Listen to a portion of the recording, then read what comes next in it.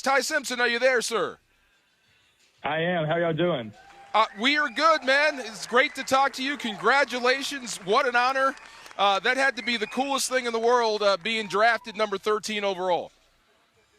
Oh, it was the best. Not only getting drafted 13th in the first round, but to a great franchise like the Los Angeles Rams. They have the pedigree, speaks for itself with, Matthew being MVP, then the championship Super Bowl runs. And I'm so blessed and happy to be here.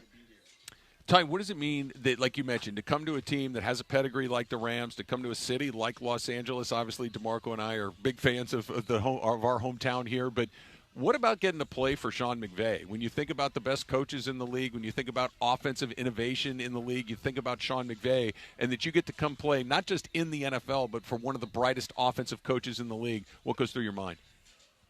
Yeah, where do I start? I honestly, I played for one of the greatest coaches, arguably the greatest coach of all time in Coach Nick Saban at Alabama.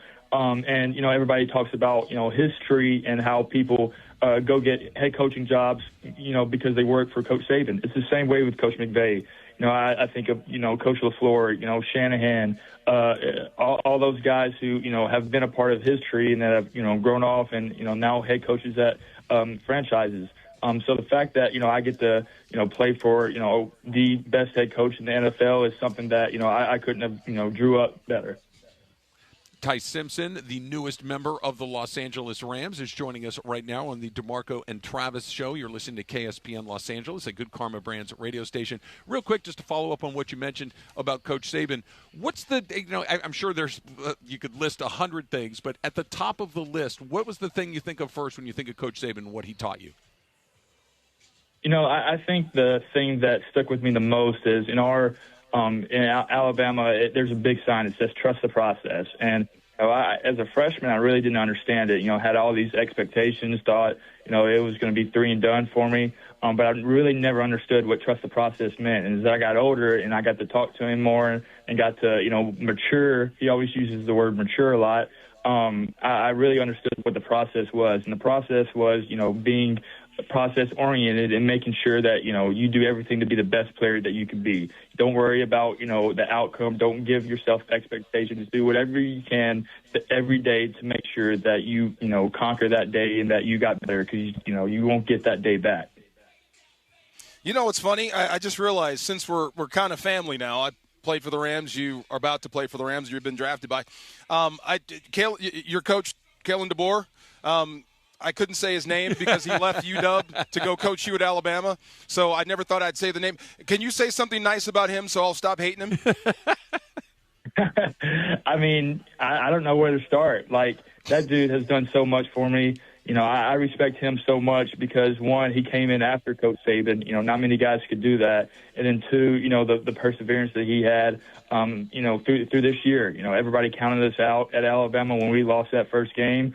And the way that we, persevered and had that grittiness to us, it all starts with our head coach. And it came from him. That's something that, I really respected about him. And that's why, I'm looking forward to playing for, Coach McVay because I can see, very similar, personalities with the two. I see what you did there, but it's not going to take. Yeah, I'm still mad at him. Yeah, good luck. One question for you. So this entire draft process, there's so many talking heads, and there's so many people. We heard so much about Fernando Mendoza. We heard about you sneaking into the first round. So you, as Ty Simpson watching TV, what did you think of all this pre-draft noise about you? It was great. How awesome was it to be the most polarizing player in the draft?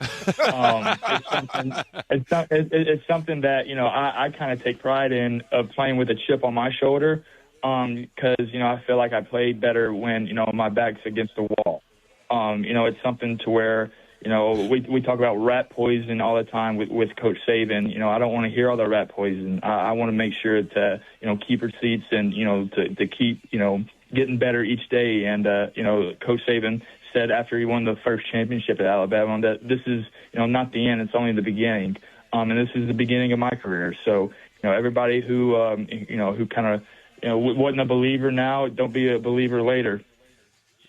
Yeah, Ty, how hard is that? Because, it's impossible to live in the world that we live in right now and hear everything that's being said and written and talked about on podcasts, the internet, TV, the radio, and everything else, and not have it get to you at some point. I mean, do you want to go, these guys don't know what they're talking about, or are there moments it's like, damn, man, these guys really don't like me? Like, how do you balance those two things? I mean, I think there's a little bit of me that's like, are you serious?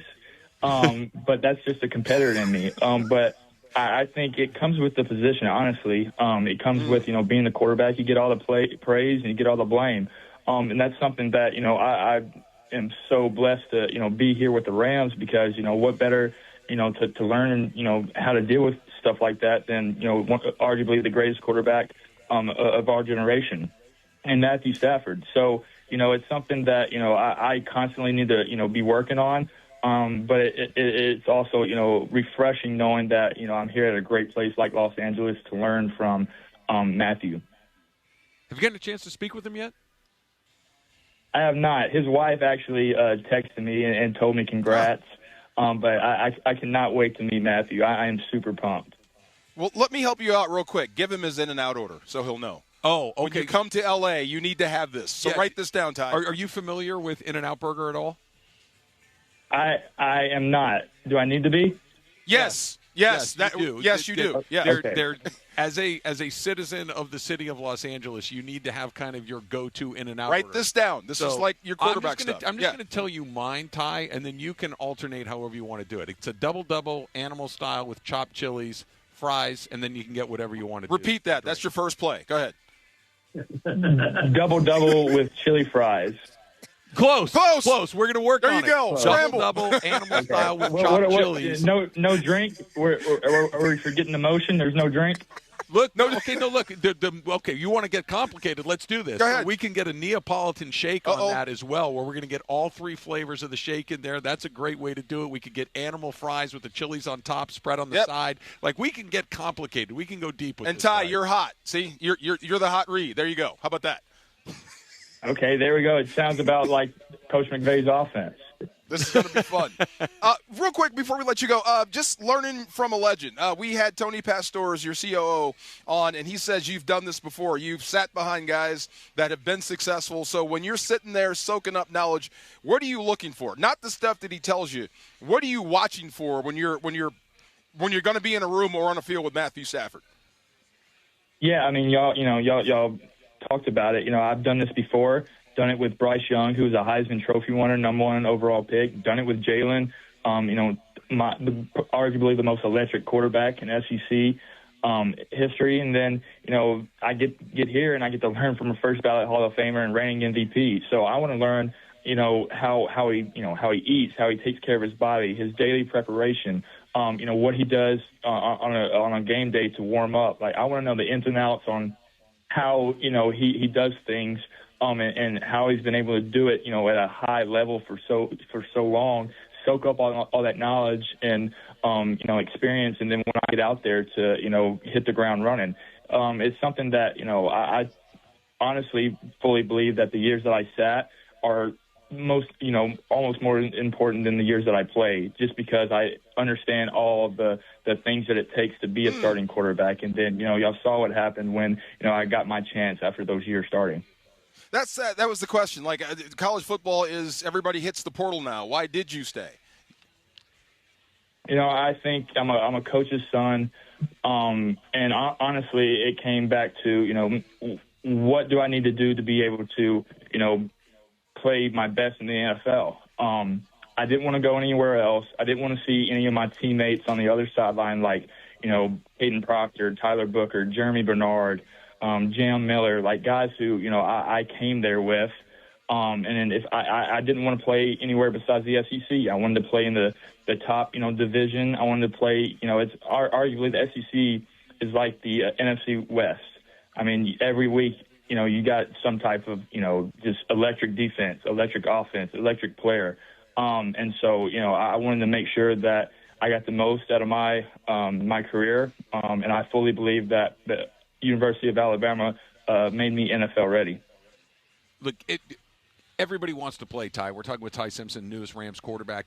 That you mentioned this a second ago, but being at Alabama and having to wait. I'm sure that everybody has the dream of coming into the NFL and playing right away and killing it and going Pro Bowls and everything else, Super Bowl and whatnot. But the time that you did spend waiting and learning, do you think that will prepare you for what you're going to have to do in your first season in the NFL, maybe your second season in the NFL, depending on how long Matthew Stafford stays here? The understanding of I am learning how to do this, even though I'm not getting to do it in games.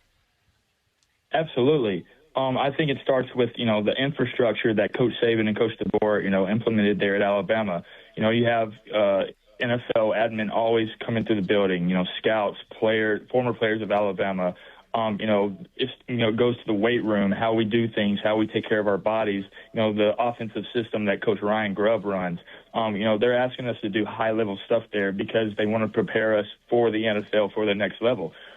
So, going about those things, staying 4 years there, being at the highest level of college that I could, be at, and then, coming here, being a coach's son and soaking up that knowledge from those guys, and then not only, talking about the reigning MVP and, first ballot Hall of Famer, like it just is a perfect situation. I'm super excited, super blessed to be here, and I just can't wait to, get my hands in the quarterback room.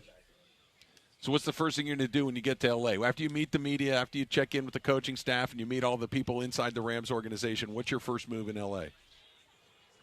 Well, I guess go get you an In-N-Out burger. There you go. Boom. We're going to do just fine, Ty. This is very good. We made a lot of progress right yes, here sir. In the opening conversation. Well, congratulations to you again on yes, being sir. the Rams' first-round draft pick. Very excited to have you here in L.A., and we really appreciate your time. I appreciate you guys. Thank you so much. A lot of fun, man. Thank you. You got it. Congrats. You got it. That's yes, Ty Simpson, Rams' newest quarterback, 13th overall pick, and I'm impressed. He almost spit back that order. He Real almost close. got it. There you go. Real close. He was real close. And then he circled back to the Yes. In-N-Out. Yes. That's just a pro move right there. That's just high-level understanding of maybe it's not so much about L.A., but he certainly understands the two of us. He got it. He yes. figured us out pretty He got quickly. it. Yes, sir. Yeah. He got it real quick.